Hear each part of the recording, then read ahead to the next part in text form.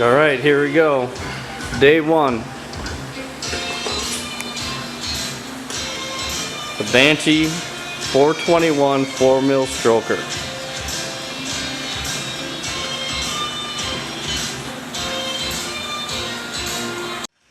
Yep. The 421 lives in there, so we haven't unboxed it yet, but once we get there, we'll unbox everything.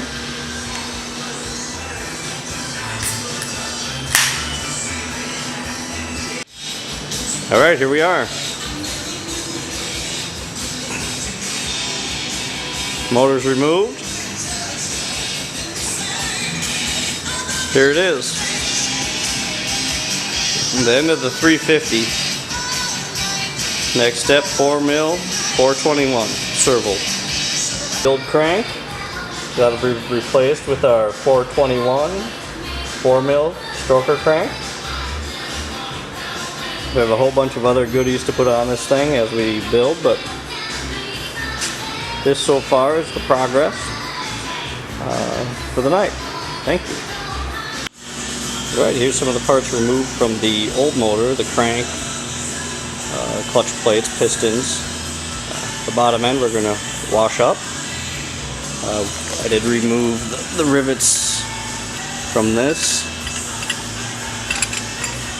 so we could put that on our new clutch basket and reuse that gear.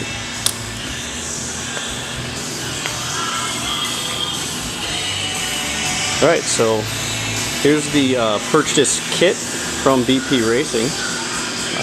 Gaskets, pistons, throttle cables, APR bolts, cylinders with serval porting. We painted them black, they did come raw. We got the head, the 4mm stroker crank, the 35 air strikers, also the billet intake.